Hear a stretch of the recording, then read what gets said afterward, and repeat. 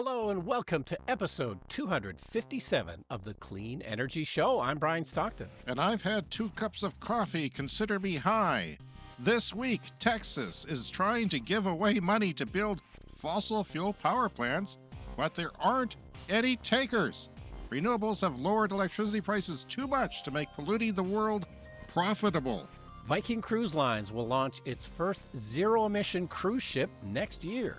The hydrogen-powered ship is said to be unsinkable and impossible to blow up, so they've named it the Titanic Hindenburg. Delhi, one of the most polluted cities in the world, is having high-level talks to ban combustion vehicles. Now, if only the White House would install a carbon capture and sequestration system on the pollution coming out of the Truth Social website, we'd be good. Salmon have returned to a U.S. river after 4 hydroelectric dams were removed.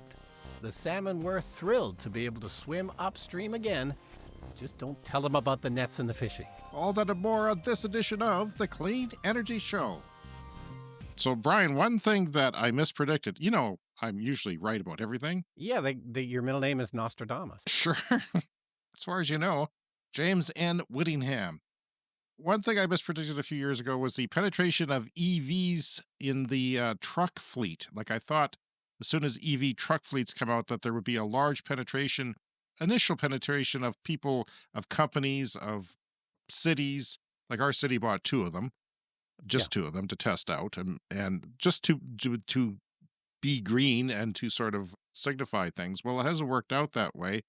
And I asked Seth from Electrek, he's the chief publisher of Electrek, and what he thought about this on his live stream last week. I can't say for sure, but I imagine that there's a lot of fleet owners that just don't have faith in the range of electric vehicles over, we talk to Ford Pro quite a bit. They sell a lot of e-transits and F-150 Lightnings to companies. And when we talked to some of the fleet managers, they were excited, but they were like, we're not sure, how this is going to work in our world. So I think it takes them a little bit longer to get that confidence up. Yeah, so he thinks that they're scared of them. I mean, if you're a fleet manager, you don't want to screw up, but you also want to save the company money, which we figured would be in the hundreds of thousands of dollars for some fleets. Yeah, which is once you have significant. to stop paying for gas or diesel. I mean, just the savings can be crazy. And a lot of pickup trucks and fleets, they're not doing a lot of driving. You're not your guy with an RV trailer who's heading out on the highway. Even if you're towing around the city and you're going back to the fleet center at night or the business. Typically, yeah. So it's just, I don't know. Like my friend, or your friend, Dean in Calgary, he was looking at the Calgary Costco Facebook page, as some people do. Yeah. Some people are big Costco fans, and he saw an EV charger on there, and somebody was in Florida, I guess, from Calgary, and said, hey, look what they got in Florida. Hopefully they come here. He was talking about how bad the comments were, saying, well, batteries won't last in our winters, and good luck replacing your battery. And to anyone who's maybe listening, who may be new to the show, who thinks you have to replace your battery, EVs have rechargeable batteries, Brian. Yeah. You don't have to go stock up on AA's every time you want to leave the house. And you don't have to replace your battery. Usually there's always an 8-year warranty on the battery. And whenever there's a battery problem, it happens in that time frame. Typically, yep. I've seen very few cases, and a lot of those cases, the battery is not the whole battery. It's not one big giant D cell. It is a bunch of modules, which they can tell which ones are off. And go find number 242, and it's the size of maybe a phone book or maybe a math textbook or whatever it is, and replace it, or a number of them if they have to. Yeah, I know that scares people, but and saying they won't last in our winters, what's going to happen to them? Yeah. I don't understand. Yeah, but people, we've been driving the them in fact that they winter for felt they years. needed to comment, though, tells you something about how they're threatened by it and how they just don't understand. Another little note here, CATL, that's the world's largest battery maker, they're in China, of course, is reportedly looking to purchase a controlling stake in Neo Power's battery swapping unit. Neo is a car company, but they have Neo Power, which is their swapping part of their company. And we talked about battery swapping and how maybe it could be a thing.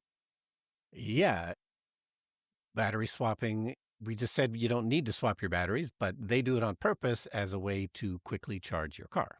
I can see some advantages in it. You don't if you are wanting a 1,600 kilometer range car, which they are Yeah. apparently making, why?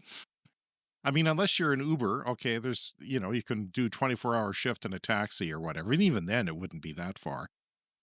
Maybe in very, very, very cold weather, it would be appropriate. But if you wanted to go on a trip, you swap to a larger battery. I really like that idea, keeping a reasonable sized battery for 95% of your journeys. And then if you go on vacation or a trip, you just swap it out with a Yeah. bigger one. So CATL seems to think that there is value in Neo's battery swapping. Yeah. So they, Uh, they could be buying a controlling interest in it or a large interest in it, and that would help their business. And, it is interesting that they think, as the world's largest battery maker, that might be a thing. So just something I thought I'd throw out there. We'll perhaps follow up on that. okay. On to hydrogen cruise ships. So this is from, So just setting the stage here. thank you. This from offshoreenergy.biz. And we talk about hydrogen occasionally. We talk about things like cruise ships occasionally.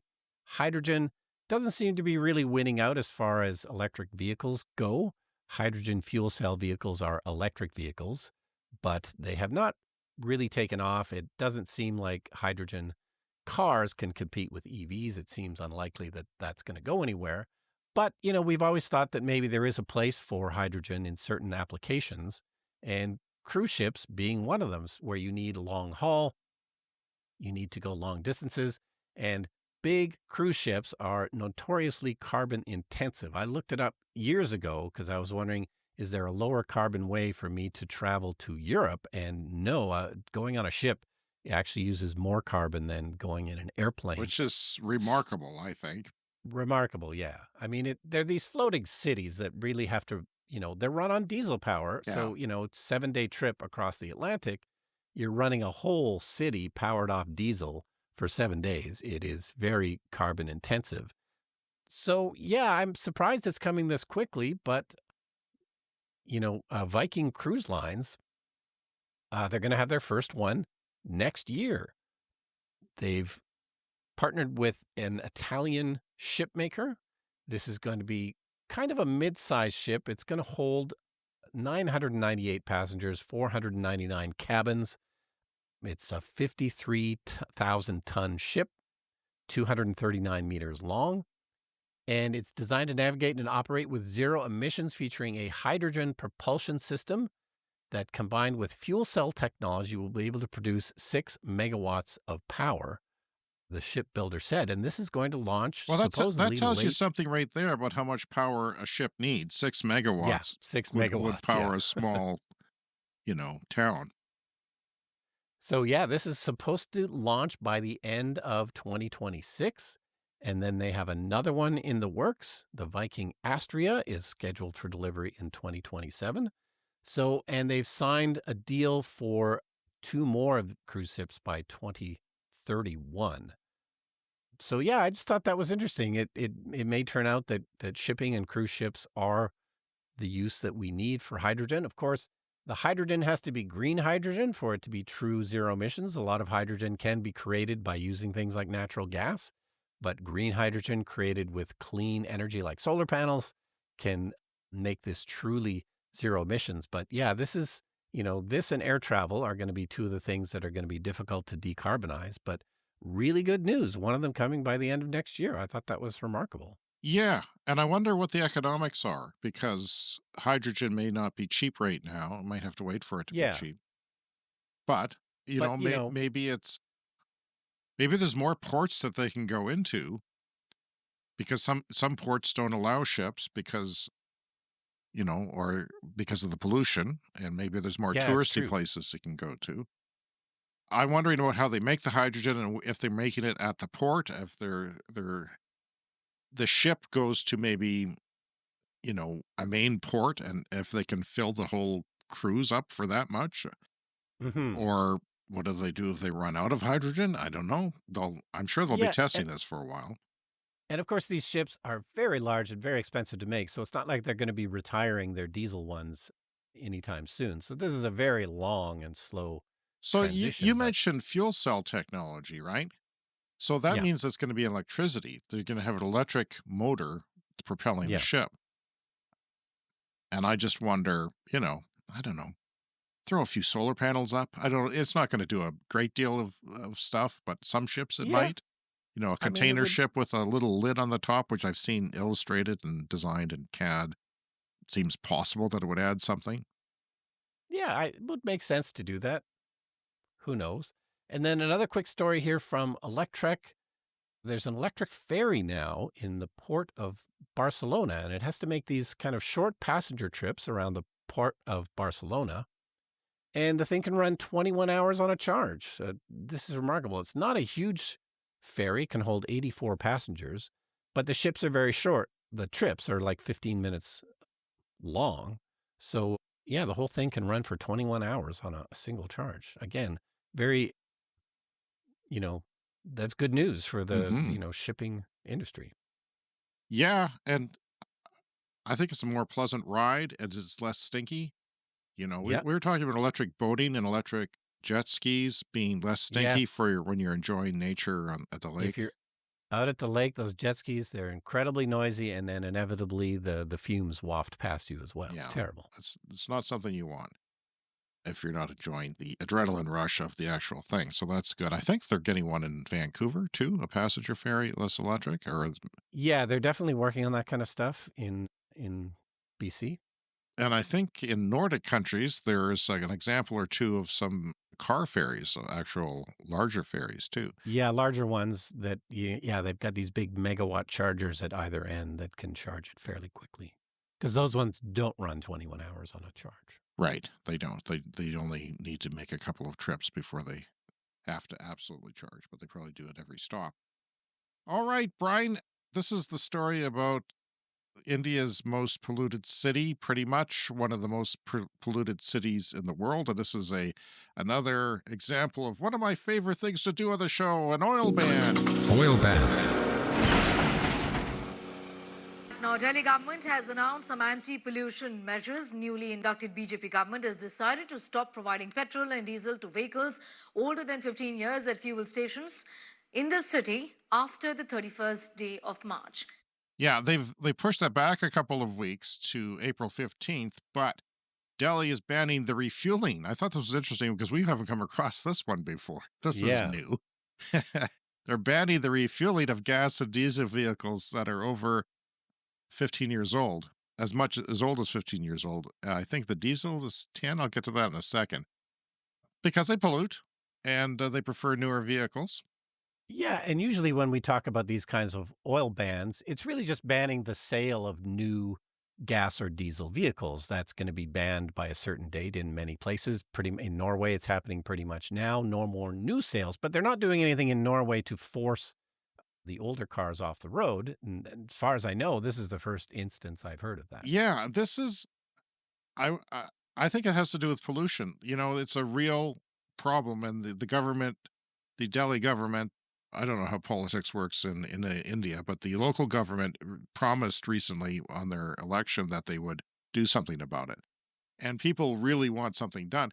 Now, as we've said before, road transportation, isn't actually a huge factor of all the pollution that is in Delhi. A lot of it is coming from dusty roads and construction and the burning of crops. Well, I don't see why they can't stop the burning of crops. I mean, if you can Yeah. ban cars from filling up, can't you go to the countryside and Yeah. say, no, put that fire out, no more burning of crops? But I don't know the situation. I'm not there. But over 80% of gas stations are already fitted with devices to detect if a vehicle is 15 years old or more and will alert gas station attendants not to fill the vehicle. If they do, they will be fined. Diesel vehicles that have been on the road for 10 years after registration and petrol vehicles that have been on the road for 15 years are automatically deregistered. So if you have a car, as my son does, that's 22 years Yeah. old, boom, it'll automatically Yeah. no longer have a license plate on it. But then you have to ask yourself, why buy a combustion vehicle if you know you can't use it or if you can only use it for so long? it's going to lose value immediately, especially if, if you buy a 5-year-old car, well, you've only got so much time left on that baby Yeah. before it's gone. So, overaged vehicles, if found parked in public places or on the road, are seized by the transport department and crushed like a tin can. The Delhi government has also introduced a policy offering incentives to owners of such vehicles for scrapping them. So, you go out and you get an incentive. I don't know how great that is, but this is how the age of combustion vehicles ends, Brian. There is no economic reason to buy a combustion engine when they are banned outright. And they are also planned to roll out over 900 electric transit buses as part of a broader effort to replace 5,000 of the city's 7,500 buses with lower emission or zero emission models of buses, all within this year. This year. You look at us, we got like a 30-year plan where we live because Yeah. you just go out and buy buses, but they're desperate because they can't freaking breathe. Yeah. And this would bring pretty quick results, I would say, like the congestion zones that we talked about in New York and London makes a dramatic effect quickly. But wait, there's more. High level government discussions are taking place to ban combustion vehicles, the sale of combustion vehicles, as you just mentioned, in the capital by 2035. So you won't be able to register a combustion vehicle after 2035. So if you have a registration, I think that's okay. The nuances will be worked out, but you won't be able to sell it and then re register it. So Yeah. that's going to really hit. Plans are being discussed to phase out pure diesel and petrol vehicles in Delhi. New vehicle registrations may be restricted to cleaner fuels soon, starting with buses by 2025 and eventually extending to all vehicles by 2035. Additional efforts include redeveloping roads to reduce dust pollution. Well, there you go. They're working on it. Yeah. And I don't know how hard that is to maybe have to pave roads that weren't paved, but it seems like worth it. Like you got to get that particulate matter down in your air. Anti-pollution guns are also going to be installed on new high-rises. And Brian, you might ask, what's an anti-pollution gun? James, what's an anti-pollution gun? Good question. Thank you for asking. It's a giant cannon-like thing that sprays out mist into the air. And I don't know. Apparently, it absorbs the particulate matter in the air and settles it to the ground. But it's very Okay. limited into its. But they're so desperate. This is an indication of Yeah. how desperate they are. This has been going on for 10 years. It started in China, and it's been going on a little bit in India. Now they're going to build large buildings with the cannons built in. So it's just Wow. going to rain gobs of water, like gallons and gallons of water in mist, in order to curtail pollution. So, yeah, I don't know. I've got a link if you want to read more about that. So, from 2030, new vehicles with internal combustion engines such as gas, diesel, and liquefied natural gas will be banned across the UK. Another oil ban. Oil ban. Well, this is an update to that oil ban because they've been moving it back and forth to our chagrin. First, Yeah. it went to 30, then it went to 35. Now it's back to 30 again. Now they've got some nuance to it because of Trump's tariff war. From 2030, new vehicles with internal combustion engines will be banned across the UK, with sales of new hybrid vehicles will be banned not until 2035. So you can technically buy a combustion car in 2030, but it'll have to be a hybrid. So it'll have to be at least more fuel efficient than the non-hybrid version. But then that's only a 5-year period. Maybe you don't want to buy a hybrid, or maybe you do, because people will really desire them in 2035 who are addicted to gas. But secondhand ICE and hybrids will still be able to be bought and sold after these years, as they would in Canada and the United States, or California, pardon me, the ZEV states. The UK is going ahead with a partial ban in 2030, but they've done some softening due to Trump's tariff war. The UK government has announced a relaxation of electric vehicle sales targets to help the car industry in the face of those trade tariffs from the US.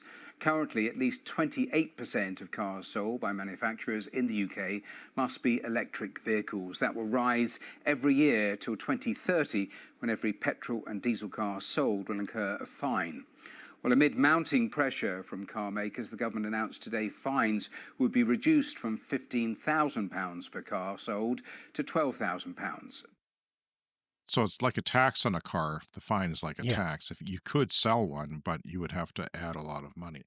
So maybe that's a nuance that we talked about. I don't know if that nuance has been discussed in Canada, for example, because I know a lot of people were freaking out about that, saying, "How dare the government tell me what I cannot buy?" But if you have it should be a tax on things that pollute, right? I mean, there should be, and Yeah. there should be that. That's what Norway did, or different countries have done that. Yeah, well, we have things known as a sin tax. So things like cigarettes cost you more because it'll kill you and cost the health system a lot of money.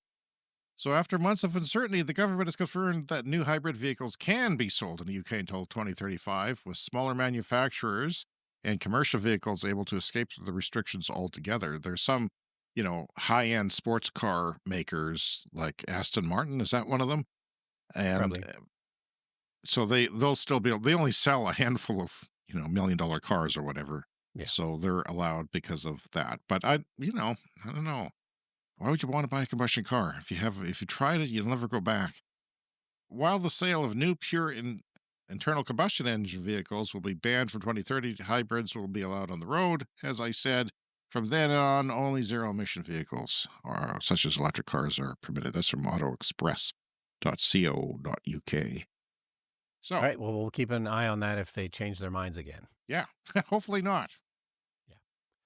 All right. I went down a bit of a YouTube rabbit hole the other day, starting with the B1M YouTube channel, which we've talked about before, talked about it recently. They covered large engineering and construction projects, and those are often clean energy type projects. So that's why it's come up before on the show. But I started by watching a video. There's a hydroelectric dam in Switzerland that it's been there for many decades, and they're worried that it's cracking and it might fall apart. So they're building a whole second dam behind it rather than replace it immediately, because then you'd let all the water out. So they're building a whole second dam next to it, and then eventually they will let the water between them. So once there'll be the gap between the two dams will be filled with water. And then eventually, if that old dam does crack and fall apart, there'll be this other dam to stand in the way of it. But that's why it's a great channel. Can it take a sudden burst of water, though? I mean, I'm not a hydraulics engineer by any stretch. I mean, I have questions. hopefully it would happen slowly, if slowly crack apart. Who knows? But anyway, that led me to watch several other videos about dams and construction of dams and stuff in the US. And B1M had another video about a year ago. The Swiss one was about a year ago as well, about the Klamath River in the US in Oregon. And about a year ago, they removed 4 hydroelectric dams that were on the same stretch of river. One of the cool things about hydroelectric dams is you can make more than one dam on the same river and essentially use the same water. Yeah. It flows past one, you get power. It flows past two, you get power. But these are quite small dams. So that was the other thing that I thought was interesting. There's apparently 2,200 hydroelectric dams in the U.S. So most of them are quite small. When we think of hydroelectric dams, we think of the Hoover Dam, these massive, massive projects that generate tons of power. But the actual reality is most of them are quite small. So these 4 dams that were on the Klamath River, they were all quite small hydroelectric dams. And they only contributed 2% of the power for that local utility. So, not a lot of power at all. And they lost a court case about the environmental impact of these dams. And they decided that the cheapest thing for them to do was just remove the dams, because there are other things you can do. So particularly with salmon. So this was the main problem on the Klamath River. Like a fish elevator or something? Yeah, they do things like fish elevators. I think we talked about it one time. There was a fish cannon. Like they'll actually have a vacuum tube, and the salmon get to the mouth of the tube and they get sucked up and then shot above the dam. But they have things like, fish ladders is another way to get the fish around these dams. But because it wasn't actually contributing that much power to their grid, they thought the easiest thing to do was remove them. Now, of course, it's not easy. And so the B1M is a whole video about how to remove these dams. It's like an incredibly difficult process, and they've been there for 100 years. But then I started looking for more recent information, because that video was from a year ago. And just this week, a video came out from Oregon Public Broadcasting about this thing. Like, it's only a year later, and the salmon and other fish and other wildlife are already starting to return. And it's quite a remarkable feat. Now, there's other things they have to do. The local tribes are working to, they essentially have to rewild some of these areas with, native plants and whatnot. So it's not an overnight fix, but after a year, quite a lot of the fish have already come back, and it's quite interesting. So we'll Just a have a link year. for it in Was the it show. only a year that they came Yeah, back? it's only been a year since the dams have come down. Oh, well, nature is resilient, isn't it? Absolutely, yeah. So the other issue is one of the reasons they put the dams up in the first place, and they put them up 100 years ago, was they were creating farmland for U.S. veterans coming back from the war, back in like World War I and II. Veterans were given sort of homestead plots of land, and those farms, they essentially created them. They actually drained some lakes for this, and then they diverted water from these rivers, the same river, the Klamath River, to help irrigate these farmlands. And, that part at the time was quite a success. They created farms for all these veterans coming back from the war. That was great, but it was at the cost of the native tribes who were fishing the salmon, and they had treaties in place to protect their fishing rights.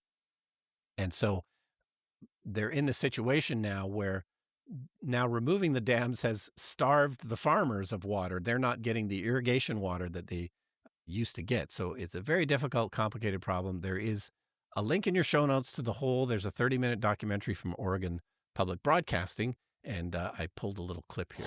No, I'm just gonna cry. Just cry it out for a while, My great uncle Joe Ball, he fished back home on our waterways for our chioled, our salmon, but then it stopped. No one left alive remembers salmon up here, chios, as we say. So these dams have been in for over 100 years. It was my great-grandfather's generation that opposed these dams going in. Our 1864 treaty says that we were entitled to the fish, and our ancestors took thousands of pounds of salmon out until the dams cut those off. The dams came out because the utility Pacificorp had to find a way for salmon to swim past them. And removal was the cheaper option. I view the salmon downriver, especially for the tribes, in no different than my own crops. So that's a Chinook. That's a Chinook. They're trying to catch their fish as part of their heritage. I want them to succeed as best as possible because their success is my success. If we can get the salmon to come back, maybe we can get a little bit of water security again, which would go a really long way. So that documentary is on YouTube, is it? It's on the Oregon Public Oh, okay. Broadcasting website, and we can put a link to it there. But yeah, it's a really complicated issue because now these farmers are really suffering. They're not getting the water that they used to get.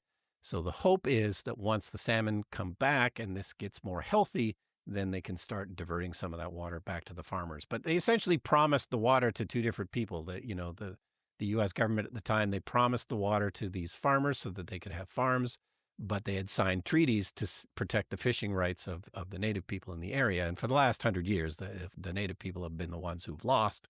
So it's quite a controversial topic in the area because what's happened to the farmers. Well, maybe a beaver needs to come in and make everybody Absolutely. happy. I don't know.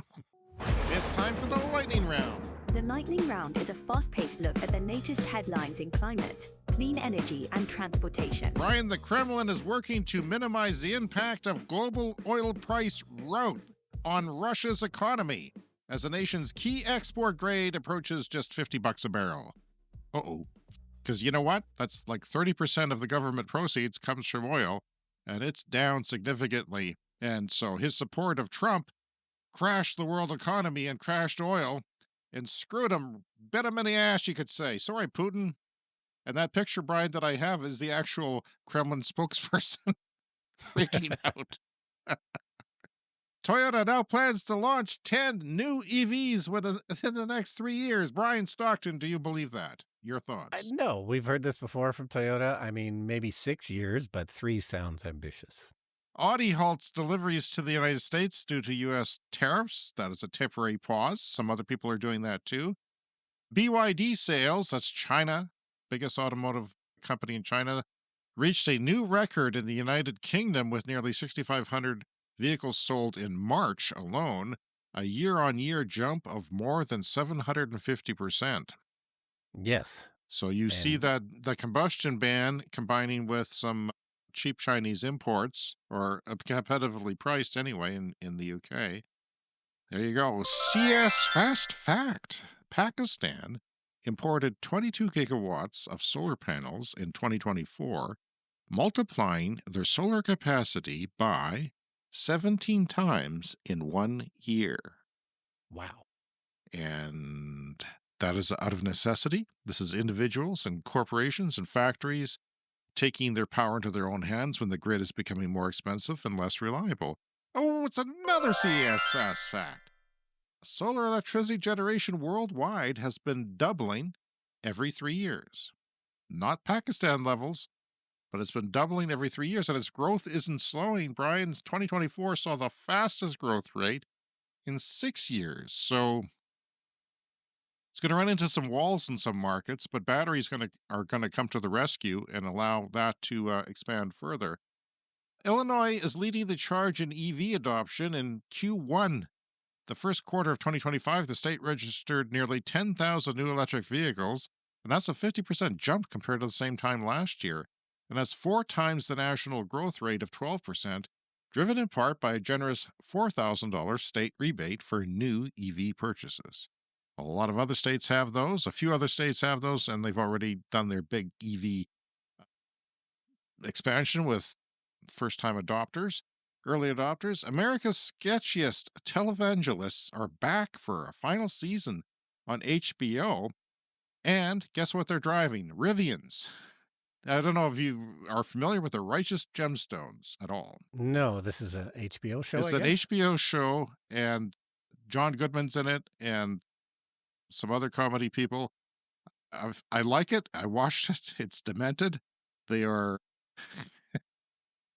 It's funny. It's stupid. I don't know if it's for everyone, but it is a televangelist family, and they're corrupt and horrible and weird, and they're now driving Rivians instead And of. why are they driving Rivians now? It's a. Thank you for asking. It's a deal with HBO. It's a product placement. Rivian's first product placement Okay. is an interesting choice for that. So, yeah, but they're always driving luxury vehicles, of course, because they're rich. They're televangelists. BYD is launching its 6th car carrying vessel. They're building their own ships to transport cars to other countries, which is talk about vertical integration in your supply chain. That's the final step, pretty much. Authorities in China have started putting up signs at highway construction sites instructing drivers to deactivate automated driving assistance systems, or ADAS, following a tragic incident involving a Xiaomi vehicle. So now it's such, the technology is so predominant now, the self-driving, that they Yeah. have to put up signs that say construction ahead, please turn it off, because we don't know how it's going to react on a highway. So world surpasses 40% clean power in 2024, driven by record rise in renewables, solar leading the charge. Wood Mackenzie, the consulting firm, has a report out that says a total of 101 out of 410 refineries around the world are at risk of getting shut down over the next decade. This Well, number I should hope so. represented 21% of global refining capacity. Oh, would I be a happy camper if my local refinery shut down? I live next to the people who work there, but they don't seem to care what they breathe, but I do, and I don't want it, I wouldn't have to move then. Inflated operating costs of refineries, they're going up in price to operate them, are an especially important risk factor for future profitability, as well as their investments in decarbonization. They have to pollute less, so that's costing them money. And finally, this week, there's a big energy experiment going on in Texas, and it's not going so well. The state put up 5 billion Texan dollars in public loans to help build new natural gas power plants, hoping it would boost electricity supply as demand keeps rising. But now, several of those projects are dropping out of the program. The plants that pulled out could have powered about 1 million homes that they were thinking of taking part in this program, empowering 1 million homes, then they pulled out. Why are they backing out? Developers say even with cheap loans from the state, the projects are too expensive and too uncertain, especially with the cost of equipment and materials all over the place. Texas lawmakers pitched this fund as a way to jumpstart new gas plants, especially since solar and wind have become so cheap that it's harder for gas plants to turn a profit. The poor gas plants. Another bailout, another subsidy for them, but it didn't work because the economics that we talk about on this bloody podcast for 5 years show that it can't be done. So with projects falling apart, the plan not might be working in a way they hoped, and that is a good news for the rest of us who like to live. And that is our show for this week. You can contact us, cleanenergyshow@gmail.com. We are Clean Energy Pod around social media. And please remember to follow us on your podcast app for new episodes every week. And a huge thank you to all of our Patreon supporters for supporting our work. Thanks to Clean Club executive members Green Bastard and Brent Routley. Join our Patreon today as a paying member and get access to our exclusive Patreon episodes, like the one we recorded last week and all the other ones too, and other perks like ad-free episodes and just a general entitlement that no one has ever seen before in the history of the world. Join our Patreon today. We'll see you again in 1 week. See you next week.